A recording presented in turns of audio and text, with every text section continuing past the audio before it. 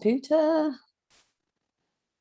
Okay, so welcome ladies. This evening we're going to be looking at NLP in business and with a specific spin on marketing. And Beth was the lady who prompted this for us. So Beth, do you want to introduce to people how almost like the problems that you felt you were facing, specifically when it came to your communications with the opposite sex? I don't remember how we started the conversation, but we were talking about different types of client I work with, because I really do have clients of every age, shape and size. And we were talking about how much easier I find it to communicate with my female clients than male, particularly males of a certain age, of a certain level of wealth, who don't necessarily want a female financial advisor. And so we were talking about the differences in the way you talk to men and women. I think that's how it started, wasn't it? That's right. That's right. Yes. So tell us what your dilemma is when it comes to talking to men. It's not so much men who are there with their wives. I seem to be all right with the couple scenario. It's when I've got just the middle-aged wealthy man who thinks he knows better than his financial advisor because I'm a woman. It's just trying to have that level of authority that they take me seriously, that I struggle with. Okay. So that's what prompted the interest in NLP, and we started looking at some NLP techniques. And when I started talking to Beth about these NLP techniques, she said, well, this would be great for a Tuesday night. So before I actually go into the content, I'd love to know what your experience with NLP is. I came across it, I would say, about 25 years ago. And it was when I was working for MenCap, working with people and developing services for people with learning disabilities. And I'd come out of an enterprise centre to work with people with learning disabilities.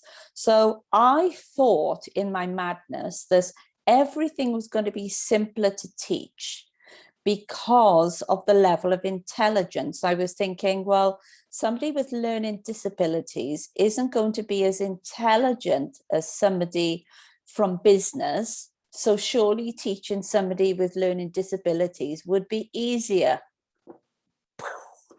How wrong I was. Because of course, people with learning disabilities have complex communication skills. And once you start looking into communication and realizing it's all about matching where somebody is, pacing and leading, it's then realizing, can I match and understand what's going on with this person? And the first workshop they asked me to deliver in a day center was developing your meeting skills. And I was thinking, this is easy, running a meeting in business. I thought all the business jargon, and having an agenda and somebody taking minutes and all this kind of stuff. So they said, you've got 8 people coming in and one person has behavioral problems. And the first thing they'll do is turn over all the desks and chairs. And you have somebody in the room that has a stammer amongst that group. So, but I'm sure you've taught people to run meetings before and you can have no problem at all. That's the time my pants changed a different color. I was thinking, how am I going to manage this scenario? So I thought, well, the best thing to do as soon as the person who comes through the door, and before they get to the desks and chairs, I've got to tackle it, but I didn't know how I was going to tackle it. So I just trusted I would know at the time when they came through the door. So as he came through the door, I said, whose behavior is that? Because I could see him, he was just about to throw over a desk. And he said, it's my father's. So I said, do us a favor, pretend your father's behavior is a coat, take it off and hang it on the back of the door. And he did, and he sat down quietly. And I was thinking, what have I just done? Yeah, I didn't know what I did. It was just that he became calm. And then the person who had the stammer, everyone was interrupting because, they were saying things like, I thought they'd finished. No, I thought they'd finished. And so I, brought a pencil into the room, and you could only speak if you held the pencil.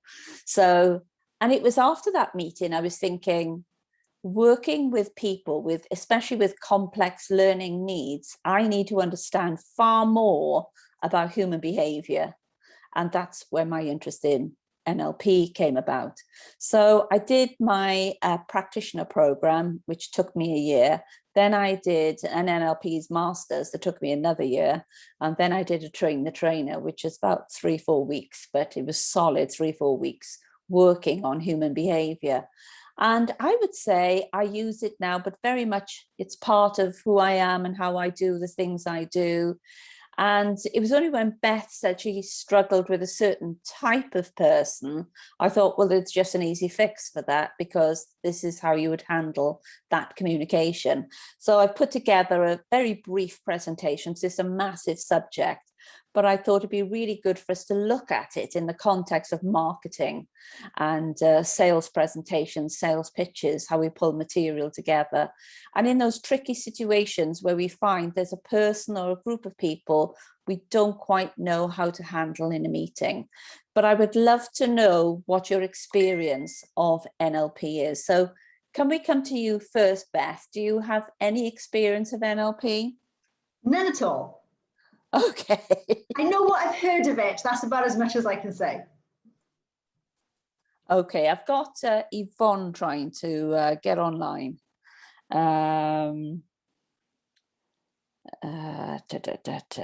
So can somebody send Yvonne the link for tonight? Who's linked up with Yvonne on Facebook, and just send her the link, because she's having difficulty getting in. So Beth has zero experience, which is a great place to start, because you're going to have masses of new learning. So I'm going to come to you then, Karen. What's your experience of NLP? Have you done any, or have done any program? Oh, here comes Yvonne. She's coming in. I haven't done any. It's been on my to-do list for about 3 or 4 years after I did my coaching program, because the two of them kind of go together. But I just never had a chance to actually sit down and do the course and get the qualifications to do that. Okay. So again, lots of new learning, which is fantastic. I think, Lana, you've done some NLP, haven't you? Can you tell us about your experience of NLP? I've only done a little bit, and not direct. Some of it was obviously bound in social work training, because obviously you need to be around people, and if they're vulnerable, and you need to kind of get through. I've probably had more secondary connection with it through learning how to do copywriting, because a lot of the copywriters are kind of dissecting how they're creating copy and what NLP they're using within their sentence structure. Okay. So I'm certainly not experienced enough to be dangerous with it by any stretch. I'm more a kind of enthusiast. Okay, lovely. Thank you. Suzanne, what is your experience of NLP? Because I think you've done the NLP practitioner, haven't you? I'm actually a train the trainer. I've got an NLP. But my 45-year-old has Asperger's, and when he was very small, I recognised, and he had a stammer, and that was when I started to think he was more intelligent than he thought he was. So that was when language became very important to me. So that would have been, well, many years ago. He's 45 now. And then I started learning 1990, I think. So I got my practitioner, then my master's, and train the trainer. But my 27-year-old is Asperger's and also dyspraxic. And the only way I could get him through his schooling was to use NLP and to recognise how to communicate with the teachers to teach him, because although he was very intelligent on the math side, he was not very bright on the English side. So NLP in my life has been absolutely so important. And to have a child written off at 8, 9, never come to anything. The youngest one now has a master's in civil engineering, because NLP was so important in teaching the teachers and the lecturers how to communicate with him in his language. And also it's very important in my hypnosis, because I need to know what my client, what language they're speaking, to be able to use that in their personal hypnosis. So I don't just, it's not a generic hypnosis I use with them. I actually use their language. So although I speak and I'm very visual and auditory, a lot of my clients speak in a different language. So I have to use their language when I'm recording or I'm speaking to them in hypnosis. So that's how important it is. Mm-hmm. Lovely. Thank you, Suzanne. So what you'll be doing this evening, you'll be learning what your communication style is. And then once you learn your communication style, when other people find their communication style, you'll realize just how different you are. And I ran programs for 3.5 years called Managing Difficult People. And when you take apart people's language patterns, you realize just how different everyone is. And it's surprising that anyone gets on when you realize just how different we are. So please chip in, Suzanne, if you've got any anecdotes as we're going along or any experiences of working with people, that'd be great. Thank you. So coming to Ellie. Ellie, do you have any experience of NLP? I have a little bit of experience through my own hypnotherapy sessions with my clinical hypnotherapist, which has made me very much more open to the whole NLP concept. But apart from that, I'm not very good at implementing it into my own business practices. So for me, this will be a really positive learning step. I have a friend who, what does she call it? I'm going to say psychic writing. It's not really psychic writing at all, but she writes in a very interesting style, which is all based around NLP and sort of very positive language skills. And she gets a huge amount of interaction from it. So yeah, I'll be really interested to learn a lot more about it. Okay, lovely. So coming to you, Kathy, I believe you've done quite a bit of NLP. Yeah, back in 2014, over a period of 6 months, I did my practitioners and masters. And it completely changed my life. Once I started recognizing patterns of behavior, what happened then is I realized my home life, you know, the patterns of behavior, they weren't normal. It wasn't right. And I didn't have to put up with it. And then my whole world came crashing down. So I didn't really get much chance to put it into practice in a practical way, but it was fantastic for that. And I really could do with a refresher now. Right, lovely. Thank you, Kathy. And coming to you, Yvonne, thank you so much for joining us, because I know you weren't expecting to join us. So thanks for coming in at the last minute. No, I wasn't. I wasn't expecting. So do tell us your experience of NLP. I'm an NLP practitioner as well. I did the training. It was one of my lockdown things that I did. Right. I found it very useful. I've used a lot of the phobias part of it, and that's just worked quite well. I had a lot of people approach me who went, "Oh, I've got a phobia. Can you do something?" And so that's the bit that I've used really. Right. As well as, you know, understanding, as you were saying earlier, about the different communication styles. That's been really helpful. Yeah. In, you know, just building that relationship up and getting to know people so you can do that work with them. Yeah, and it's a massive, massive topic, you know, and depending on your interest will depend on which part of NLP you will then decide to take forward. You know, Yvonne said phobias, and then Suzanne is saying, well, I was really interested in the language patterns and learning. So you can apply it to so many different areas of your life. So I'm going to be sharing my screen with you now and running through a very brief presentation, but please feel free to ask questions at any time. And I would like you to take notes how this applies to you, because it'd be really good after this for you to have identified your communication style from some of the patterns I'm about to share with you. So I'm just going to share screen and I'm going to pick up tonight's presentation, which I did save to a screen, and it seems to have got wrapped around so many things. Okay. Okay, so let's expand this out. I think it's got hidden somewhere in all of this. Let's have a look.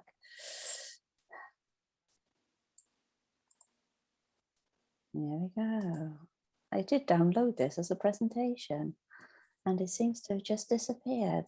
Lana, help me. Here it is. There we are. Okay, so this is a very brief presentation. As I say, it's a massive topic. So I'm going to be presenting to you a little area of NLP that's really going to help you manage meetings. So NLP and me, I was trained on NLP probably around 25 years ago. So it's really become an integral part of what I do now. I learned it because when I was working in MenCap, there's no way I could have developed services for people with learning disabilities unless I understood NLP. And since leaving MenCap, I then brought all that learning into the training I did with people. Again, if you're developing training, you've got to cover so many different language patterns, so many different learning styles. And what was really interesting is that people genuinely wanted to learn NLP because they realized what it could do for them in marketing. Some with a very positive spin, some with a pretty manipulative spin, because NLP, because it's such a clever process, means that you can really tie people up in knots. If you really want to tie people up in knots, it's very clever. When I was running the program, Managing Difficult People, in order to get people in a total frenzy, what we used to do is before morning break, we would set off people's behavior patterns, and the whole room would be having an argument because we really wanted them to experience just how different their behavior was from one another. And when they came back from the morning tea break, they were almost saying, you know, they were saying in the room, what happened then? They just realized they were all in conflict with one another, but they didn't really understand why they were in conflict with one another. So when we run through the programs, you'll see how easy it is to get in conflict with somebody because you're a different language style to somebody else. So what is NLP? NLP is what works in thinking, language, and behavior. It's a way of coding and reproducing excellence. And it enables you to consistently achieve results both for yourself and your business. And that's why I like it in business, because you can code and reproduce somebody else's excellence. So part of my NLP training, I don't know if Kathy or Suzanne had to do this, but part of our examination is that we had to learn a new skill. So I chose juggling. But it wasn't enough to learn how to juggle. You really had to learn how to get into the mindset of the juggler and every piece of physiology that the juggler was doing in order to take on and copy that person as a whole human being as part of learning this new skill. So taking you through what NLP stands for. So the neuro part is how your brain processes information, and we all process information in very different ways. Linguistic is the language patterns, and the program is how you do things. It's your program. So just as there are different channels on the TV, we will all be operating on different programs. So the neuro part is all about your neurological system that translates an experience into a thought process, conscious and unconscious. NLP is about increasing your awareness of your neurological system and learning how to manage it. And as soon as I started to learn NLP, I also understood why I performed certain ways in school, some good, some not so good. And I was thinking, why don't they teach this to kids in school? So kids in school knew how they learned, so they could learn in their learning style. So the neuro part is really, really important. You understanding how you think. So the linguistic part is all about your language and how you use your language to make sense of your experience and how you communicate that experience to yourself and others. So your language patterns are an expression of who you are and how you think. So when people hear you, they do take notice of what you're saying. So it makes you realize, gosh, you know, am I paying enough attention to my language? Because other people will be. And the programming part is, this is the series of steps you choose to design to achieve a result. The results you achieve and the effects you create in yourself and others are the consequences of your personal program. So this is how you do the things you do, and you will have steps, and you choose those steps to achieve that result. But you can mimic success, so you can understand somebody else's programming. And I'm going to take you through this evening some meta programs, so you can understand what meta programs you're running. And I find this absolutely fascinating. So there is a study called memetics. So just as genes, genetics have to do with your physical makeup, memetics are to do with your behavioral makeup. And so we're going to be looking at some meta programming. So we're going to understand, you know, these little bits of programming that you pull together to achieve a result. So the study is called memetics. So we're looking at some of your behavioral programs, and it can be absolutely hilarious when you start looking at the different types of people and how they do the things you do. And it's you really understanding what meta programs people are running. And then you go, aha, I know what you're doing now. I can actually understand what's going on in this situation. So I'm just going to share with you some meta programs, yeah?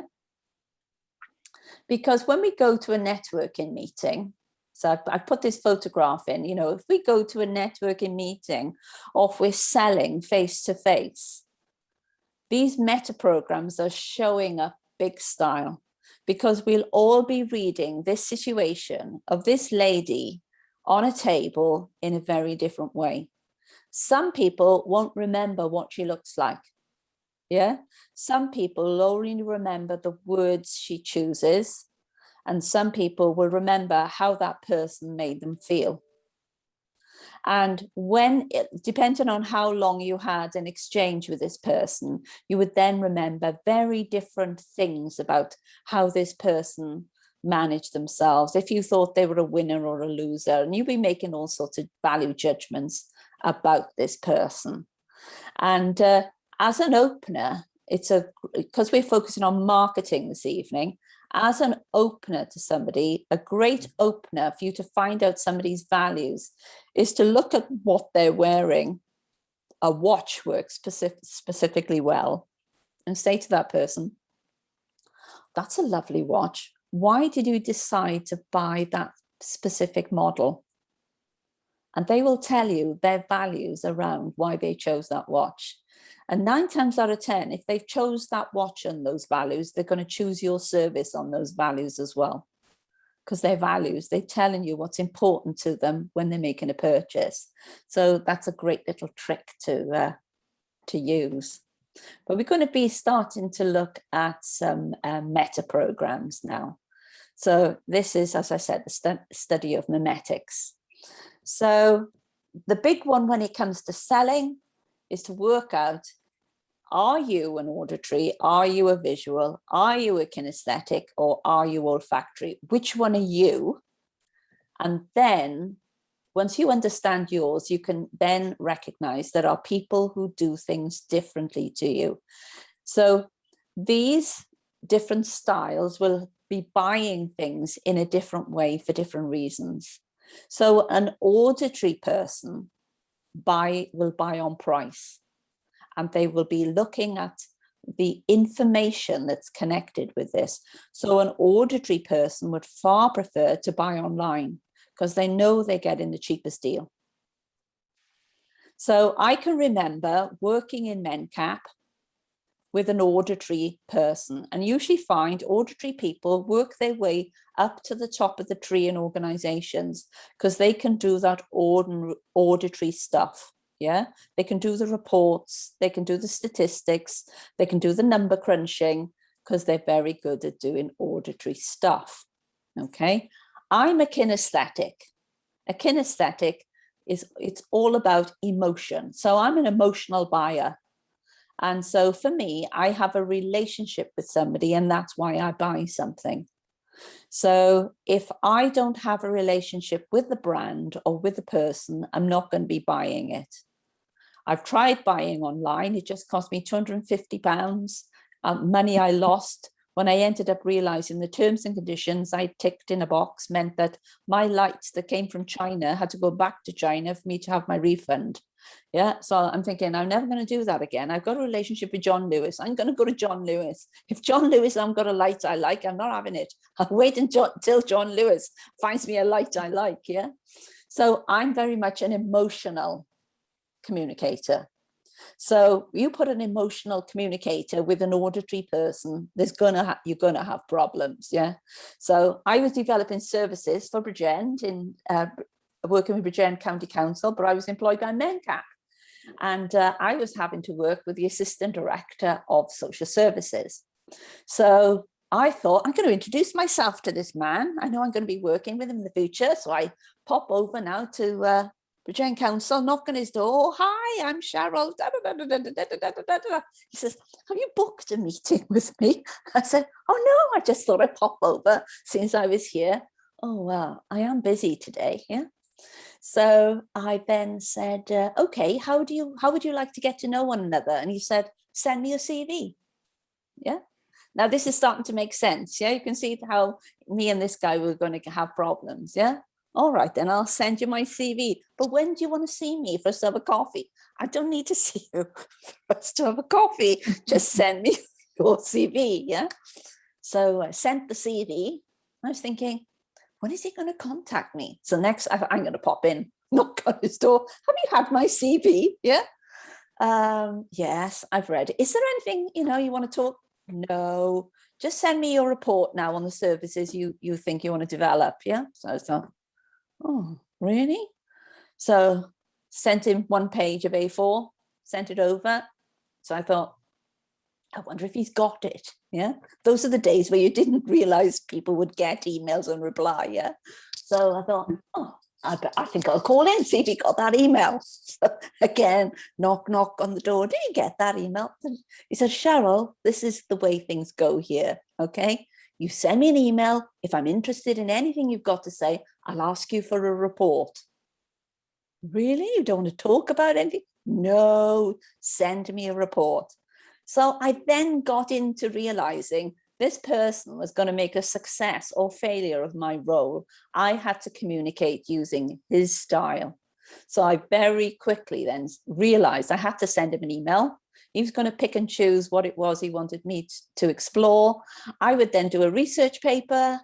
He would then ask me questions on the research paper by email, of course, and then I would do a report. But what I also realized with this person is the bigger the report, the more chance I had of running that project. And what I realized as well, it was even the weight of the report. Yeah. So I photocopy, everything was in this report. Yeah. If I could get this person's background history or anything connected with it, it went in my report. My reports are generally that thick going through. Yeah.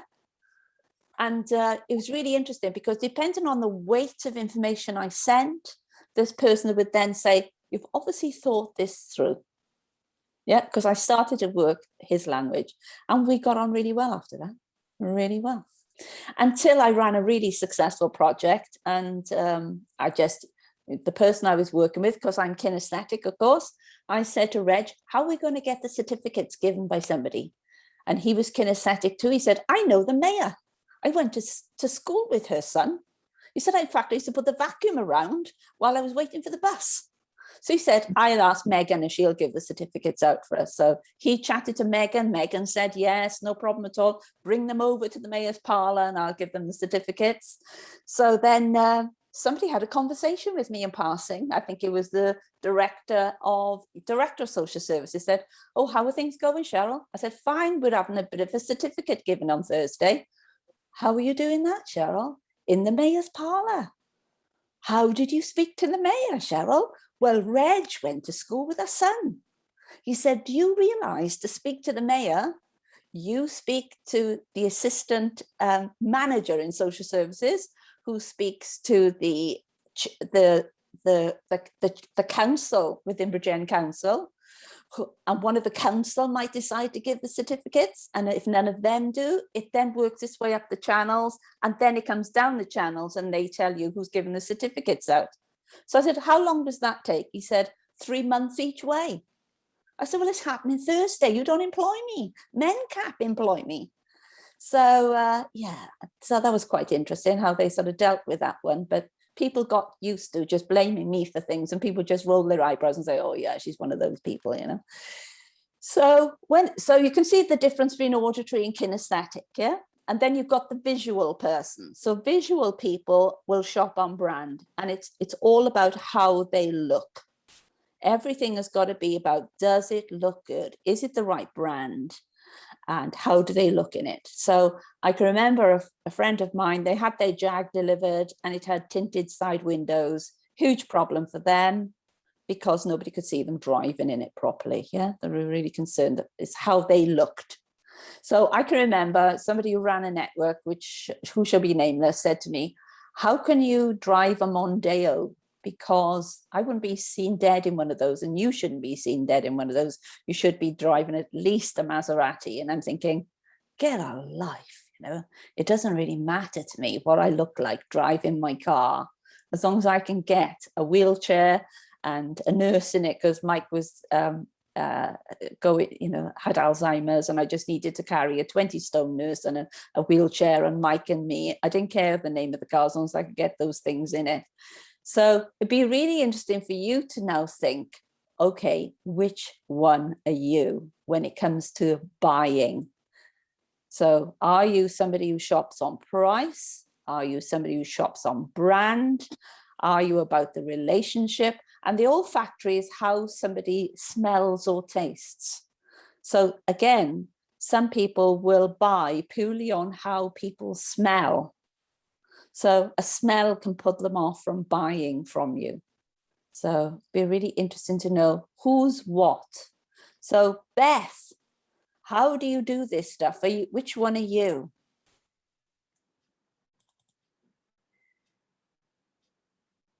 Where's Beth? She gone? Right. I'm here. Okay. So how do you do this stuff, Beth? Which one are you? I think I'm kinesthetic.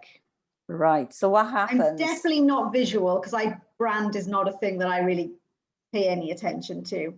And I don't think price is necessarily the biggest factor either. I do think it's more to do with the relationship side of things. Okay. And when people buy from you, why are they buying from you? I think most of my clients, what our relationship is based on the relationship between us and not the products or anything to do with what I'm selling. I think it's more to do with the relationship they have with me and the support they get from me. At least I hope that would be the case. Okay.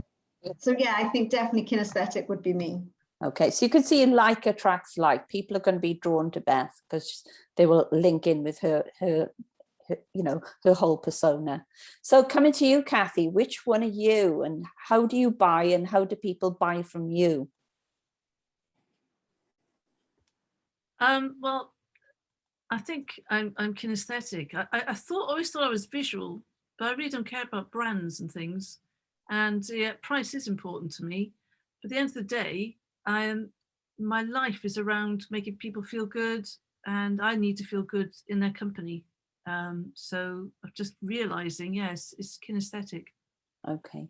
And again, you can choose the marketing technique that works with it, because face-to-face, you need to sell face-to-face if you're kinesthetic and not rely upon auditory. So coming to you, Suzanne, how do you do the things you do? Sorry, I had to unmute.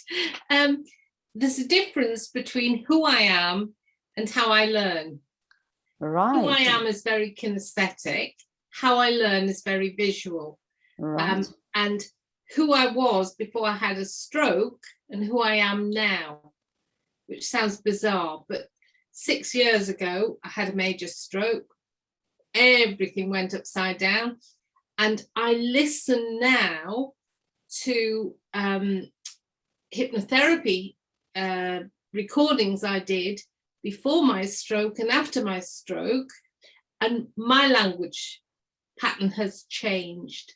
So it's just to let people know you can relearn and you can change to meta-model people to actually react with people in their language. Spot on. So now when you know how you do what you do, and you hear that other people are a different style, you recognize you'll need to adapt. And if you're delivering to a general audience, again, you'd have to cover all the styles until you worked out, well, what is the style of the audience I'm delivering to? So really important point. And after I learned NLP, probably like Kathy and Suzanne, I no longer just delivered in my style. I was far more aware of the different styles and the different techniques, because it gives you a broader approach to how you would communicate with other people. So coming to you then, Ellie, what do you think you are? So I am 100% kinesthetic. However, for me as well, I'm also a little bit olfactory. So I do like the smell of, let's just say, a product. I think that's quite important. And I've actually over the year recognized that when I sell face to face, which is obviously the kinesthetic style, and build those relationships, people buy from me repeatedly, time and time again. So it's very much about building that relationship and building rapport and that trust. And that's very much me, definitely. So Ellie said something I just wanted to pick up on. Mm-hmm. We're never going to be 100% of one. We're going to be a mix of all those things, but we'll have a preferred style. Yeah. So you can imagine if Ellie has a salon, she's going to want to cover all of these things. So she will have a nice smell when people arrive. The kinesthetic part, you'll want somebody to feel really comfortable. Mm-hmm. How that space looks is going to be really important. Mm-hmm. And also that she gives the right information at the right time in the right way to somebody. So again, she'll be covering all the styles. Yeah. Mm-hmm. Lovely. I think also, let me just say one other thing. You were talking about auditory people who tend to buy on price. I've come to realize that those clients that come to me that want to buy only based on price are not the clients that I'm after, which is really interesting. So if they say to me, oh, well, that's really expensive. Well, okay, fine. Sling your hook, go down the road for 20 quid less then. So that really is quite, that's something I've become more and more aware of more recently. So there is no customer loyalty with auditory people. They will go to the cheapest, and they'll come to you if you're the cheapest. And if you're not the cheapest, they will go somewhere else. So you do have to ask yourself the question, am I interested in high maintenance clients who will only shop with me if I'm the cheapest? So there's something you have to ask yourself the question on. So Lana, coming to Lana, what style are you, Lana? I would say I'm probably kinesthetic, but similar to what Ellie's been saying on the holistic therapy side, for me, olfactory has become more important because I've noticed that people always comment on the smell when they come into the room, and the candles, and you know how it feels to them to feel safe. So yeah, so it's been quite interesting, sort of looking at how that kind of plays out, and who comes in and what they're looking for. And I mean, fundamentally, I actually think the clients that are coming are kinesthetic because they want to feel safe, and they want to feel relaxed, and they want to feel calm. I think on the tech side, I don't think kinesthetics are so important, although I do feel they need to feel safe and confident in engaging with technology.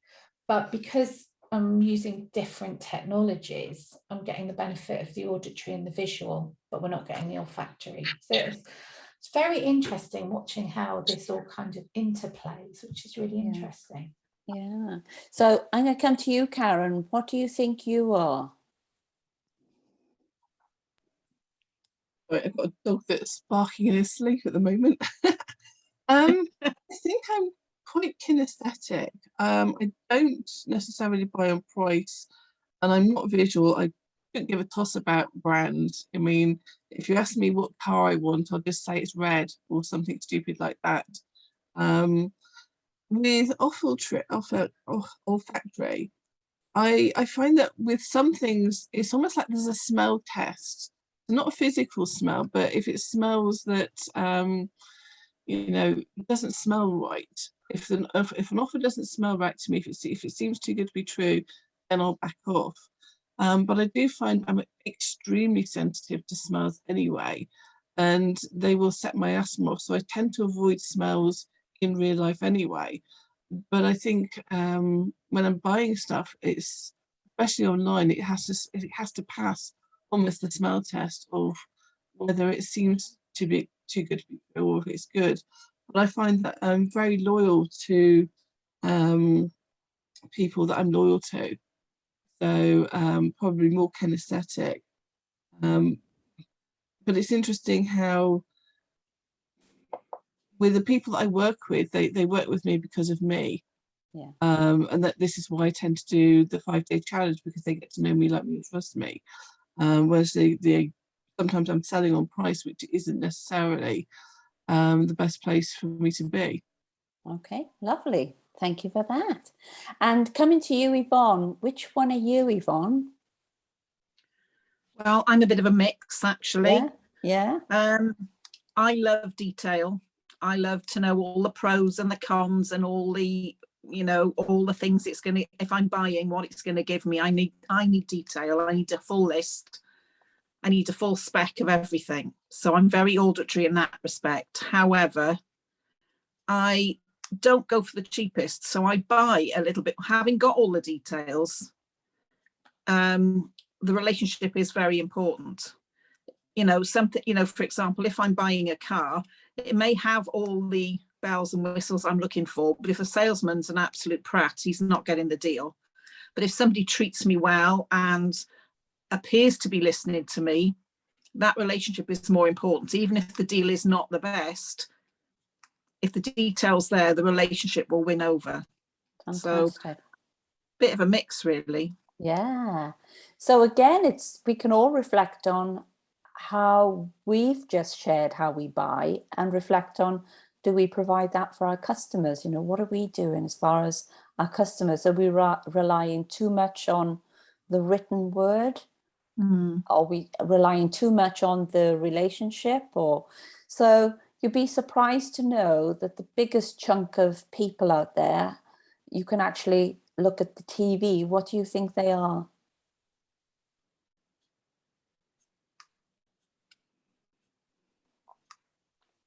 What do you think they are? So anyone jump in. Visual, if they're doing an awful lot of YouTube videos and watching those and watching TV, they're watching images. It's actually kinesthetic. Yes. Yeah, when you think of all the soaps that are out there, there's all kinesthetic stuff. Coronation Street, Emmerdale, East End, that's all about human relationships, yeah? I stopped watching those years ago because they're just annoying. Well, it was like with these tenders, it got really silly, and then same with Coronation Street, and it was just like, no, it just stopped being nice. So the major people out there actually shop on the relationship. So it's really good to think about, okay, what relationships am I building with my customers? How am I doing it? How can I do more of it? And if I do that, I'm getting at least 55% of the people out there. It's quite a high percentage. The rest, fall around it. Visual comes next, and then our auditory folk, and olfactory is quite a small percentage. But they all have their part to play, and it depends, which business you're in, how you're going to weight them in your business. So moving on to this big chunk, small chunk stuff. So we running the program, Managing Difficult People, we were forever looking at, the big chunk and small chunk people, and demonstrating within a group how they worked. And we would have a group of people and divide them into three. We'd have some people doing the big chunk stuff, some people doing the small chunk stuff, and then we'd have the common sense team in the middle. Okay, so let me give you an example. So Women's Aid, we sent them off to develop an idea for a building for Cardiff City Centre. And they came back. We had the big chunk team with the idea, amazing, big idea. Glass building, fill it with water, encourage people to eat beans before they arrive, and there would be a competition every day who could create the most farts in the water. Yeah, crazy idea, we all know. The small chunk people just argued they'd never get planning permission for it, budgets, all that kind of stuff. The common sense people just didn't speak. They just couldn't believe these two people were even talking about this as a subject. And unfortunately, when it comes to tendering, sometimes, this is reflected in tendering. The person with the biggest idea, as crazy as it is or not, the more energy they pump behind this big, stupid idea gets put forward, and we have the small chunk people arguing with them, and common sense is left outside of the door. But understanding there is big chunk and small chunk. If you are negotiating something, you'd start off big chunk, and once you started to get agreement on certain things, you would then start taking it down to small chunk. You would never start a negotiation on minute detail, otherwise you could completely lose somebody. So it's just to be aware there are big chunk thinkers and small chunk thinkers. So just test where somebody is at when you're negotiating with them. Do they want the big picture or the minute detail? Or how do you move from big chunk to small chunk? And as soon as you start getting any kind of resistance, you would move back to big chunk again to take them down to the detail. Yeah, so that's the big chunk, small chunk. I love big chunk stuff. I love to see that big picture. I'm forever asking somebody, what's your big vision for your business? But then I will take them down to the small chunk minutiae of, can this happen? Yeah. Can I just ask, sorry. Yeah. Can I just ask, how does a digital processor work into all of this? Well, a digital processor, you mean an auditory person? Well, auditory digital, that needs to have a process, almost like not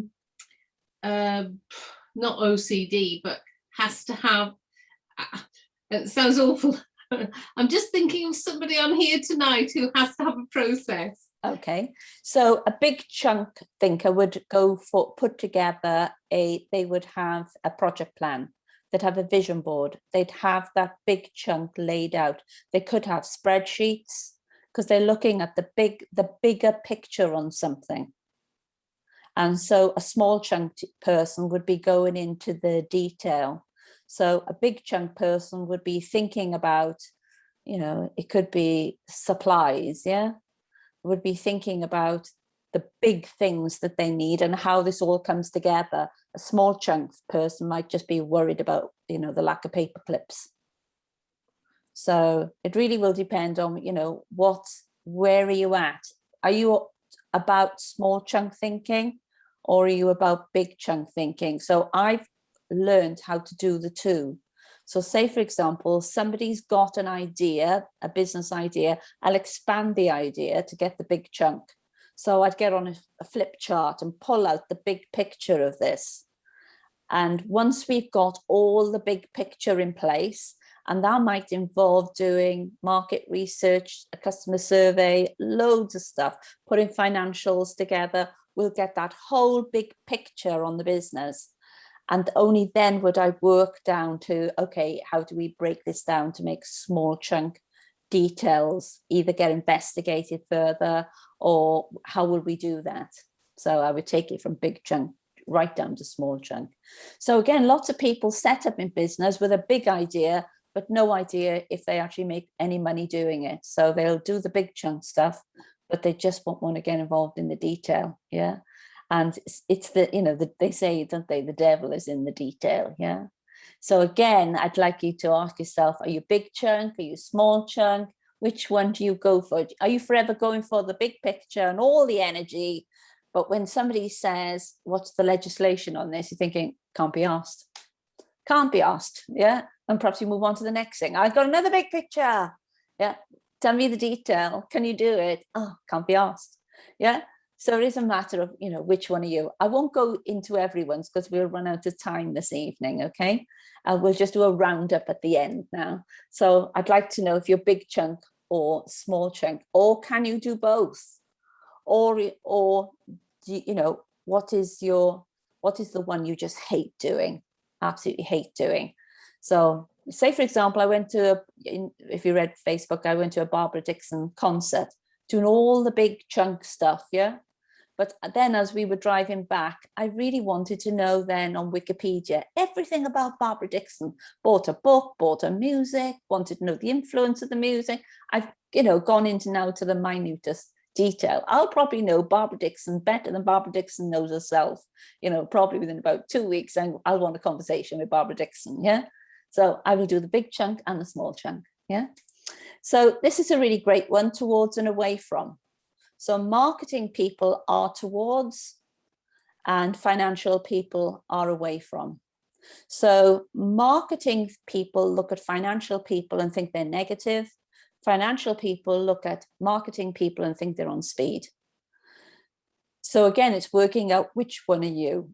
Are you somebody who is constantly going forwards, or is, it could be fear holding you back and moving away from taking your business idea forward?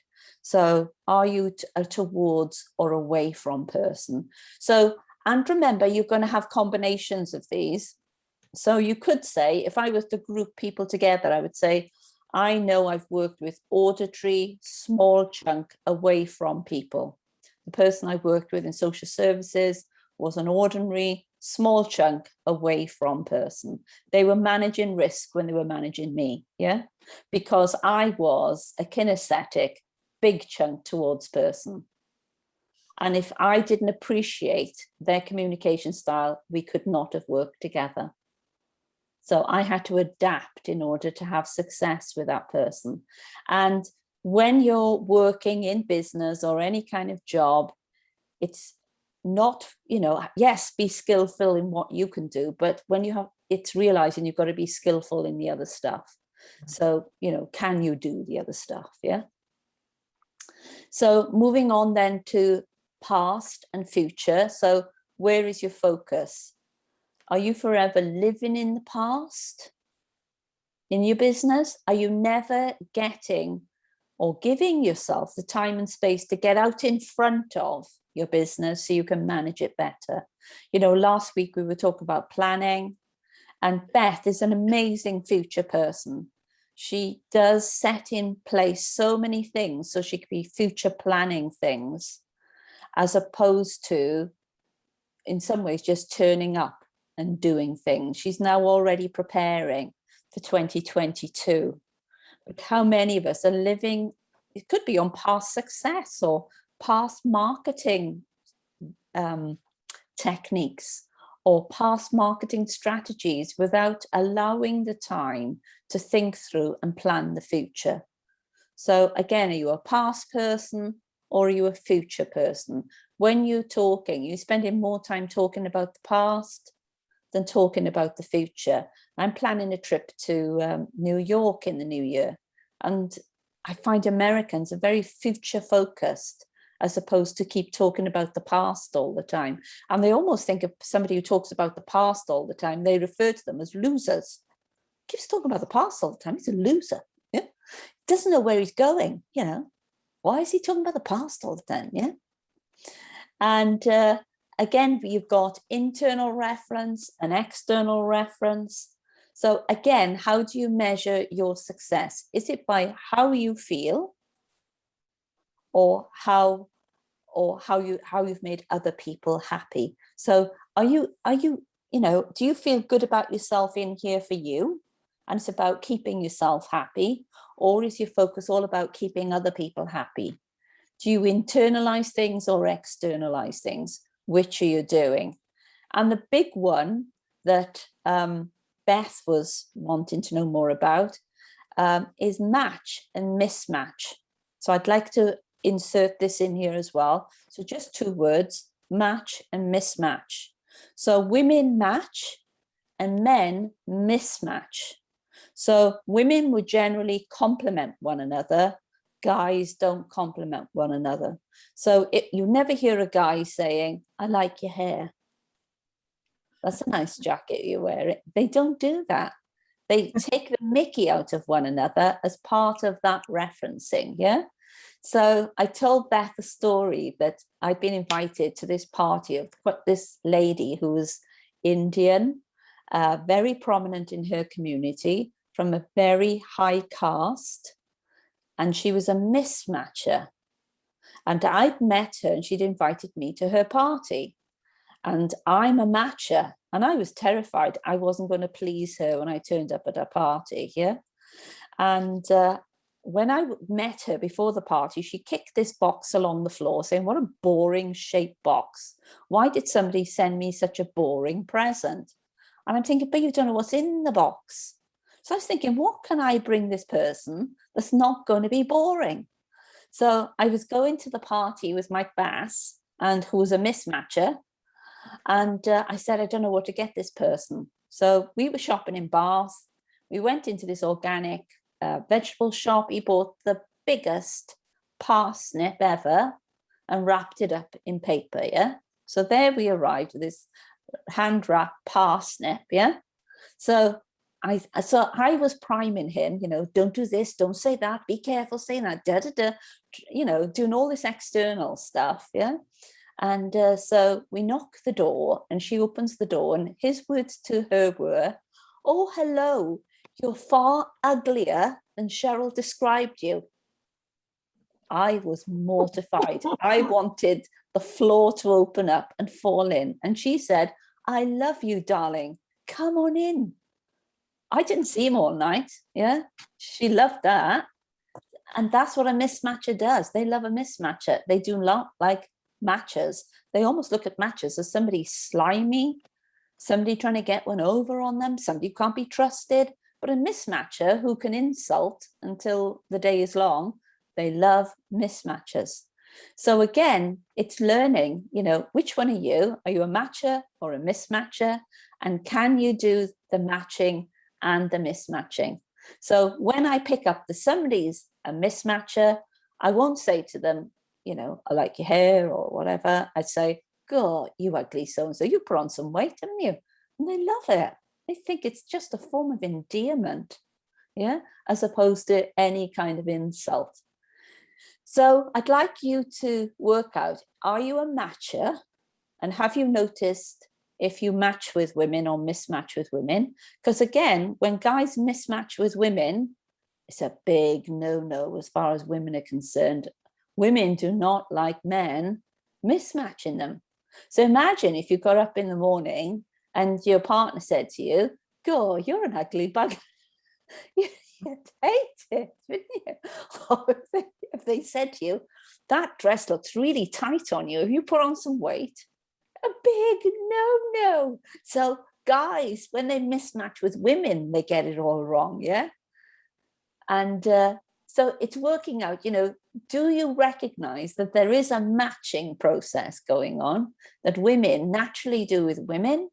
And there is a process where men work naturally with men that they're mismatching. And teenagers are amazing mismatchers. So if you want to ever work with a teenager, you have to mismatch them and tell them the opposite. So if you say, your food's on the table, I know Owen would say, I'm not hungry, I'm going up to my room. But if I said to Owen, go up to your room and get changed, he said, no, I'm hungry, where's my tea? Yeah. So you just got to know what language to feed somebody to get the result you want. And that's the key, what results do you want to get? And then you would use the programming, using the meta programming to in some ways manipulate, but in some ways just pull out of somebody what's really going on. So of course, NLP in marketing is massive because, a lot of you are already writing people who are developing content. You're going to have lots of interactions happening at meetings. There's going to be sales presentations. There's relationship building and how you do follow-ups with people. All these elements in the process of marketing and selling can involve NLP. So I'm going to come off share now and get your feedback as to, okay, where are you at with all this stuff connected with NLP? So Karen, what have you discovered about yourself and your communication style in NLP terms? I'm all over the place, basically. I have a vision board, but I'm sort of reading all the stuff about all this, and I'm just thinking, I need a book. I need to know more. And I would go down into the details, and it's like with the fonts. You sent me on looking for specific fonts, and I've now got about 6 books purely on fonts to sort of go deep down into the detail. But I'm also a big fan of it. So I like being a subject matter expert. Yes, that's my comfort place. I'm always going forwards, and my focus is always on the next thing because I'm like a magpie. I like the next shiny object. I measure my success by how I feel, but also how other people feel. So when somebody, my version of success for an author is when they're doing the Zoom call with the open box, the open box from Amazon, and they go on and they go, and only dogs can hear them. That to me is success because they've got an emotional connection with the book and they're selling it and they're so proud of it. So that to me is success because I can see their success in them, if that makes sense. From a mismatch, I'm probably very much a match person. And it's interesting because one of my uncles is a mismatcher, and he got on so well with my sister, and I just cannot talk to him. We are just on different planes. He just looks down at me as if I'm just something completely different. But he used to get on really well with my sister, so it's just crazy. So yeah, it's been interesting. But as I say, I'll probably go and get another book now. So a couple of things I'd like to pick up what Karen said. One of them is to do with she's always out there in the future. So entrepreneurs, yes, traditionally they're always out there in the future, but it's really interesting to note when I'm working with entrepreneurs, if they're so future paced, and there are 2 scenarios where they've got tripped up on this. So I walked into one organization who had employed somebody to get on the phone and just ring around in order to generate business. And I said to them, have you looked at your statistics as to how people buy from you? And it was repeat business. But because they hadn't looked backwards to work out in the past how people had bought from them, they were forever trying. It was the new shiny object syndrome, where they were out trying this, that, and the next thing without realizing, hey, I really should work out what is the pattern in the past that somebody's bought from me. And with another scenario, it was a local wine center. And I went into their premises doing my business coaching.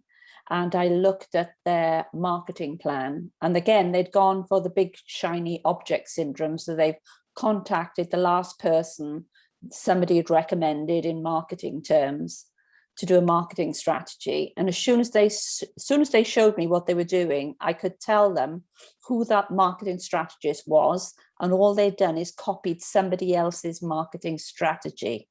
And my words to them, why would you try something new without looking backwards at the accounts to see what made a profit for the previous owner? And it was actually too late for them. The new marketing strategy didn't work. Well, of course, it was somebody else's anyway. And they ran out of money. But if they'd looked backwards at what, that centre had earned money on in the past, they would have been running a really successful enterprise. So again, yes, really important to look forwards and plan forwards. But I think we can learn a lot as well by looking backwards to see what has worked. And it's almost like that old saying, don't throw the baby out with the bathwater. Yeah, absolutely. Yeah. It was interesting because for me, what I noticed just looking back with who I work with, it's always people that I've either met or through word of mouth. Yeah. So for all the marketing and all the social media marketing, it's what worked for me is going to networking meetings and actually meeting people, getting physically in front of people. Yeah, that made the difference. Yeah. And I can remember one lady, she came into the office and she said, I want to join I Am Woman. And I said, gosh, that's fast. She said, you were in the newspapers and my mother kept this article on you because she'd met you. And she said to me, if ever you set up in business, you speak to this woman because she'll help you. So it's one of those things, you don't actually know who's out there that you've met who might decide to do with something and they're going to need your services. So this relationship stuff is so important. So thank you, Karen. We're going to come to you, Lana. What have you learned about yourself?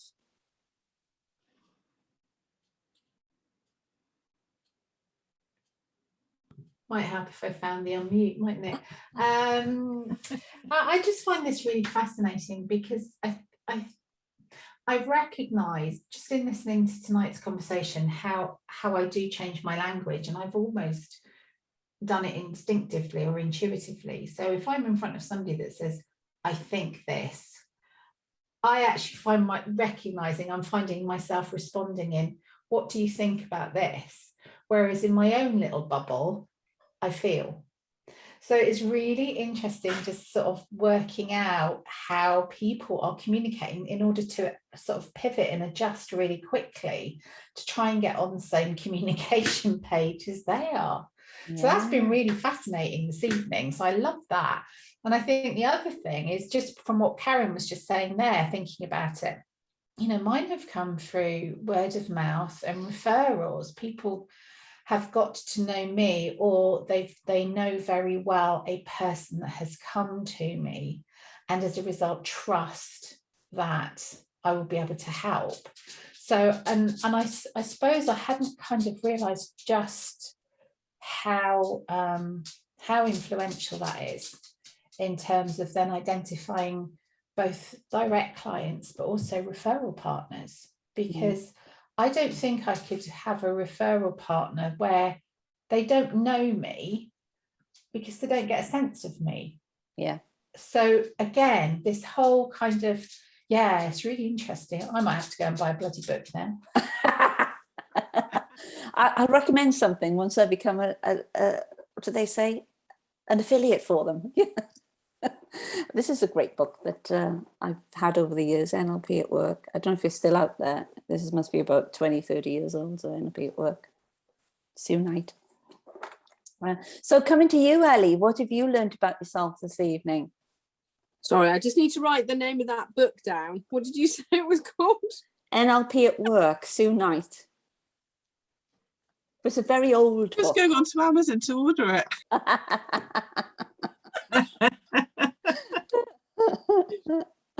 So I was just making some notes actually here, and I got a big post-it note, right? And I have written down on here, and it's really interesting. So I am kinesthetic. I'm definitely a big chunk. Not all of my ideas ever come to fruition. I try to go towards. I have in the past lived in the past. However, I've shifted, and I've changed in I've shifted my mindset now, and certainly the last few months, to look very much more towards the future. So planning. I'm never very good at planning. I've never been very good at planning, never had to really concentrate on that. I am probably an external reference. So for me, with my treatments, I like to make other people feel good about themselves and make other people happy. But I do have a nasty habit of internalizing things personally. Okay. Which is not good. And if I was to choose between a match and a mismatch, 50-50. Having a husband who's ex-RAF, who throws insults around, military insults around, I'm quite used to dealing with. And I think it's something that I pick out. And it's funny because I noticed that today, actually, with one of my blood patients this afternoon. He came in, he was really grumpy, and there was a hint of sarcasm in his voice. And anyway, we got chatting, and it turns out he's also ex-forces. And it's that recognition of, I suppose, the difference now, what I know between match and mismatch. So yeah. I'm very much more aware of how people behave, certainly within my blood clinics, because obviously they come in, they're quite poor, some of them are quite poorly. And this is really going to help me to understand how I can communicate with them better. So yeah. Excellent.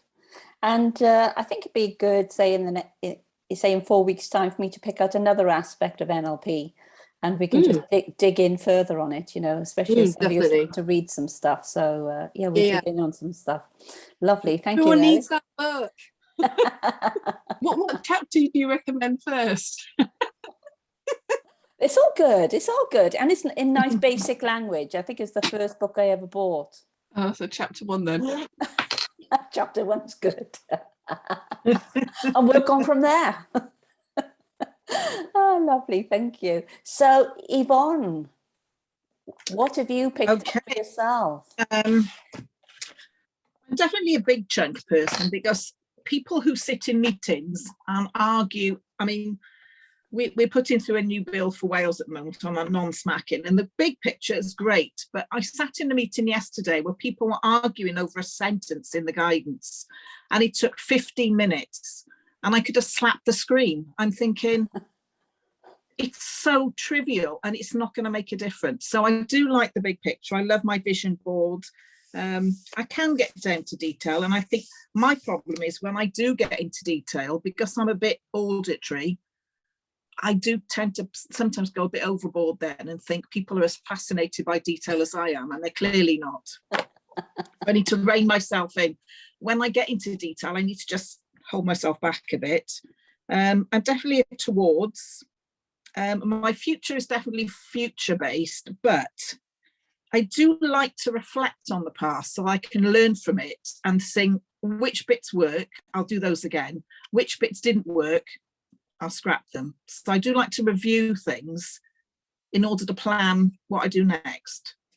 I think internal versus external. On a daily basis, I like to be internal. I like to finish the day feeling quite good that I've had a worthwhile day. However, when I'm working with other people, I need to know that I've left them feeling better than when I first met them. So it's a bit of both for me. And I like to match in, I suppose, in the workplace, but in my family, as I'm surrounded by sons, with only one daughter and 3 sons, we do a lot of mismatch in our house. So I'm quite comfortable with that. But I prefer to match. Right, interesting. Fantastic. Thank you for sharing. Thank you. All right. So coming to you, Kathy, what have you learned for you? Oh, I'm obviously a weirdo. A very strange mixture of those things. generally, I'm a big picture, big chunk, big idea person. Don't want to get into all the details. Just want to thrust forward into the future and get on with stuff, get things done, get it behind me. But I do like to get into details with, I don't like reading articles on things. I got to get the book. I got to get a series of books then from different people's point of view and become the expert, which is then really boring for other people that have to put up with me on that subject. So it's a weird one. With matching, that's weird. I'm definitely not a mismatcher. I don't get that at all. I can take it, you know, because I'm a big girl, but, you know, and if that's what you want to do and that makes you feel good, great. You know, I don't enjoy it. But I'm also not a matcher. I have to remind myself, I don't know, maybe I'm Asperger's. I mean, when I meet people, I have to remind myself, right, compliment them, say something nice, you know, because really I just want to get to the discussion of the thing that we've decided we're meeting up to do. Yeah, just get straight in there because I want to get on to the next thing afterwards. But you know, humans, yeah, you just you got to do all the other stuff. I'm just a bit of a robot. So I don't know, bit of a psycho. With now that I'm writing, as interesting as well. I was talking to Beth earlier. I was kind of breaking my heart about it because you've got to put a synopsis together. Really, you've got to plan things out. And I always thought I was a good planner, but it's just making me feel physically ill. I just want to sit in the detail, reflect on the past, write about it, analyze it, you really get into it and just kinesthetically work through writing the book. And I keep thinking, my business brain says, no, we've got to have it all, the synopsis, so you can plan out how many words each day you've got to write to get to a certain point so that you can go and pitch and all of this. But physically doing that, I just feel really ill.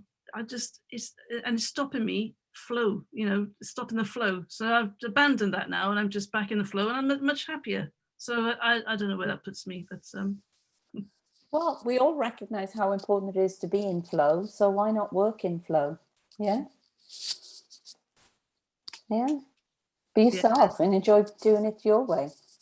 That's the point, you know. You've got to be happy, haven't you? Yeah. And the other thing you were saying about whether you're external or internal, I'm happy when everyone around me is happy, but that can be quite distracting because then you can spend your life just making other people happy.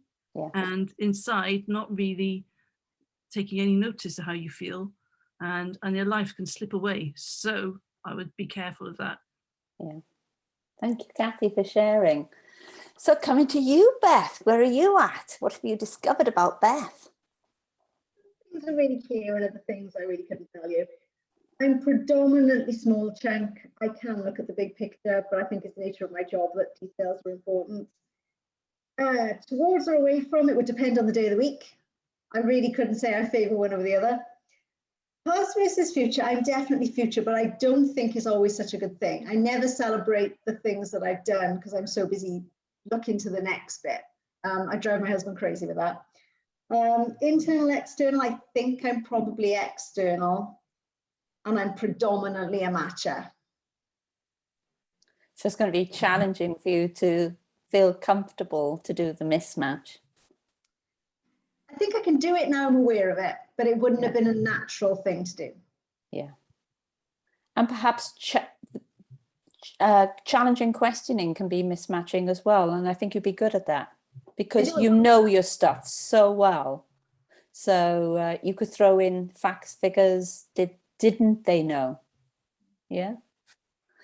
So thank you for that. I'm going to give you all a last trick. I'm sure the NLPers will know how this works, but I loved it. And as soon as I heard the technique, I thought, oh gosh, this is really going to set me apart, because I've been teaching on interviewing skills and training people across so many different things, and also doing a lot of face-to-face stuff.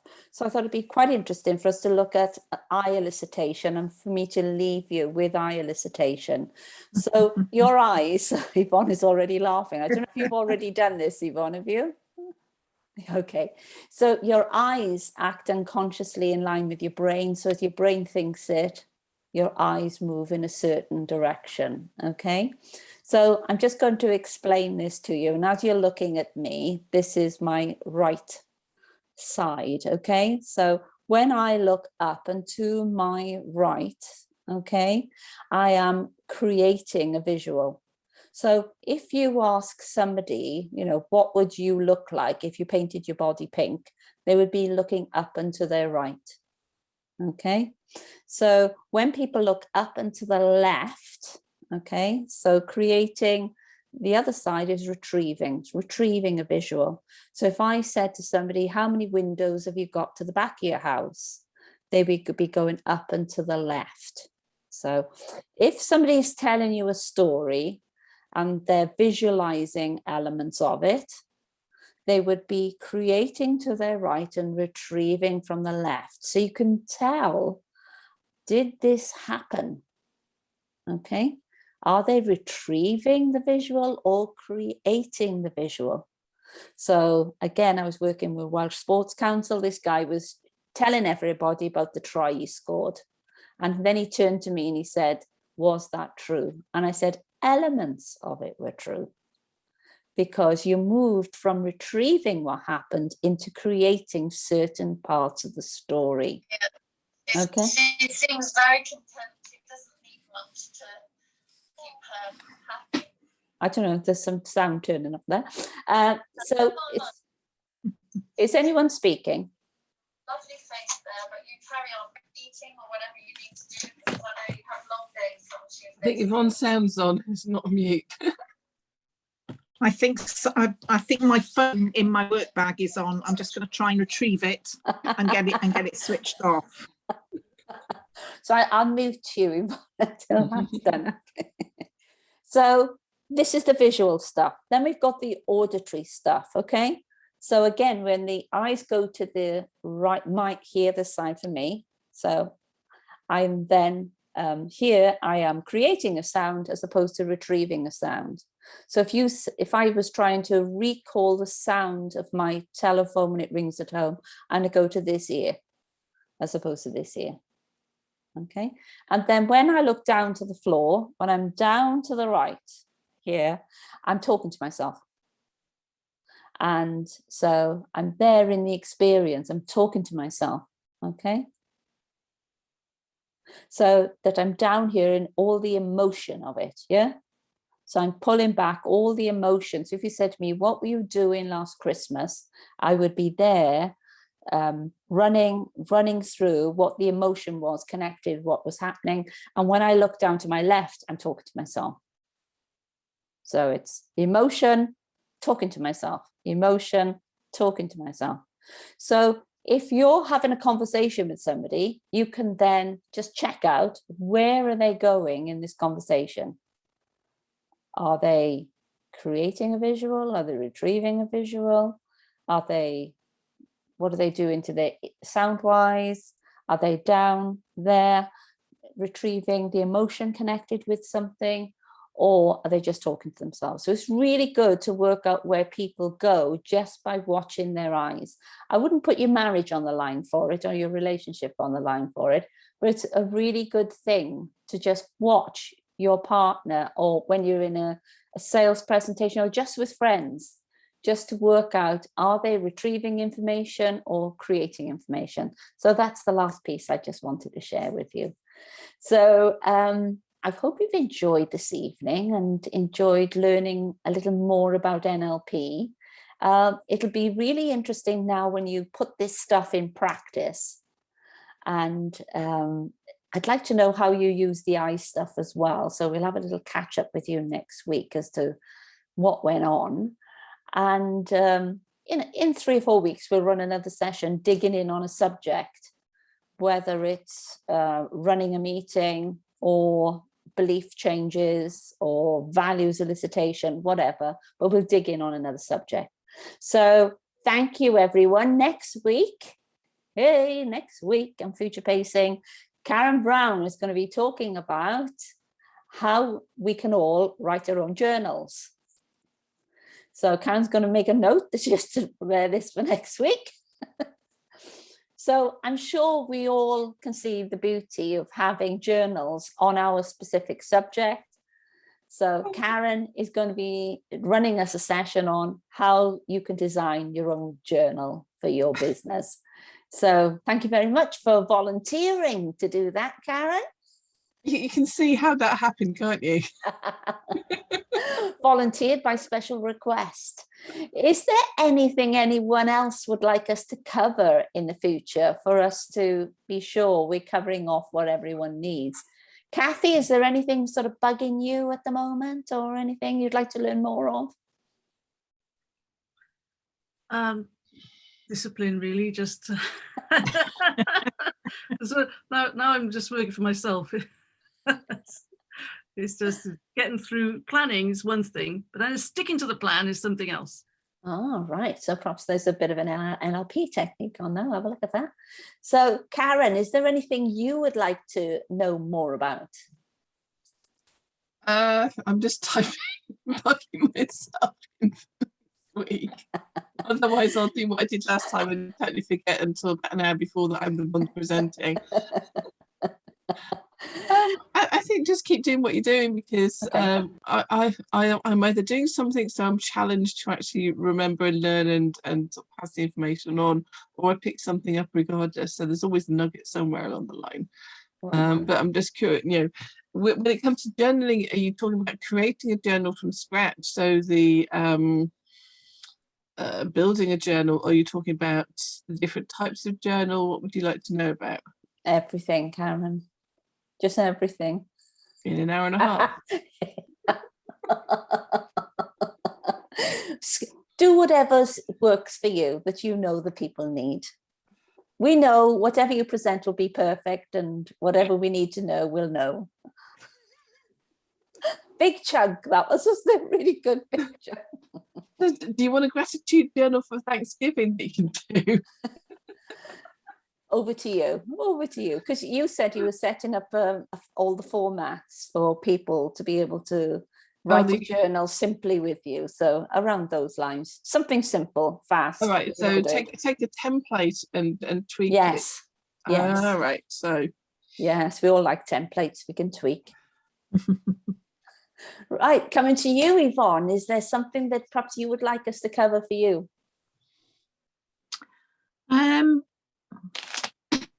Not really. I mean, I just need, I suppose, for me to be, I don't know. Okay. I wasn't expecting to be here tonight, so I'm still in day job mode at the moment. Okay, no worries. Over to you, Ellie. Is there something perhaps you'd like us to cover? Loads. So perhaps think about them and drop me a list of them. This is the last couple of weeks have just been really massive eye openers for me, but not because this is stuff that I didn't know, if that makes sense, but it's given me the opportunity to revisit. And it's actually leading me to realize that I know a lot of stuff, and I just need to have more confidence in my own ability. So for me, this is the opportunity for me really to actually extrapolate. Forgive me for saying this. Take my thumb from up my arse and get on with it. I am capable. Yes. And I've spent so many years being told or being given the impression that, I'm not capable and I'm not able to do all of these things. And do you know what? I got to the point whereby I think it was a case of, well, pardon my French, up yours. I'm going to do it anyway because I need to prove that I am capable of doing this. And I don't need to prove to anybody, least of all to myself. But this is giving me a massive, huge kind of like, whoa, And I've noticed it just in the way my behavior has changed massively, like in the last month. And I've got the Cheryl grin. And everybody today was saying, well, what's up with you? Why are you so happy? And I said, well, why are you so miserable? I said, because you know what, I'm meeting all these different people, I'm experiencing different things, and I'm getting so much from it. So I think that this has just been transformational for me. So I'm just lapping it up. Oh, lovely. Thank you for sharing. Lana, is there anything you would like us to cover off? Yes, imposter syndrome. Oh yes, that would be a good one. I reckon Yvonne could do that. Ooh, that would be interesting. Because some people won't know the full extent of Yvonne's background, but I reckon she could do that. Yeah. Yeah. That would be interesting. Yeah. Can I ask you, I'm sorry, I don't know you and don't know what you do. So can you just give me a very quick rundown of who you are and what you do? Oh, right. I do many things. I have several hats, and as long as I remember which one I've got on, I'm all right. I have a day job till the end of March. Not that I'm counting the days, of course, which I will retire from. Woohoo! That is where I'm a parenting coordinator, and I run parenting groups for parents to enjoy being parents and to fix themselves, not their children. So that's a good one. I lecture for the Open University in psychology, which I do enjoy. I really like that. I also run a Forever Living aloe vera business, and I'm working with Karen to get all these books in my head out and onto paper. So and I have done syndrome. chapter one of my one book today. I've drafted chapter one finally. Fantastic. So imposter syndrome for you, where does that sit as far as human behavior? For me, I just think it's a perception. Right. I think I perceive that it exists, but actually, if you've got the right mindset, it's about getting that mindset right. Right. So there we go, Lana. We're going to be doing imposter syndrome. Can I just say, I actually got to meet Dr. Valerie Young, who wrote the Successful Women, The Secrets of Successful Women, or something like that, on imposter syndrome. And the reason she contacted me was because in the last 5-day challenge I did in August, I did an imposter syndrome buster journal, and I put professional women, not successful women, as the reference, and she just wanted to get me to correct it. She came on to a call with me from America to tell me I got it wrong. So it'll be really good for Yvonne. We perhaps could involve Karen and Yvonne doing some stuff together on that night, yeah? Because Karen's written the journal. Yes. Yes, because I went to a conference the other day, and this lady was adamant that it's imposter phenomenon, not imposter syndrome. We're not ill. It's not an illness. It's not a condition. It's a phenomenon, not a syndrome. It was originally when the first people who talked about it, they talked about a phenomenon, and then they became a syndrome afterwards. So she was very passionate about that. But what's it? Valerie Young talked about competency types. Doesn't talk about archetypes. She talks about competency types. And you must. Oh, right. Consider my hand slapped. So I'm sure we will be looking for a book on that after we've had the masterclass as well. I'm not writing it. I've got too much now. You're okay. So thank you, ladies, and we've reached that time. I'm sorry we're running about 10 minutes over, but great discussion, and I look forward to seeing you same time, same place next Tuesday evening. So enjoy the week ahead. Bye bye, everyone. Bye bye. Bye bye.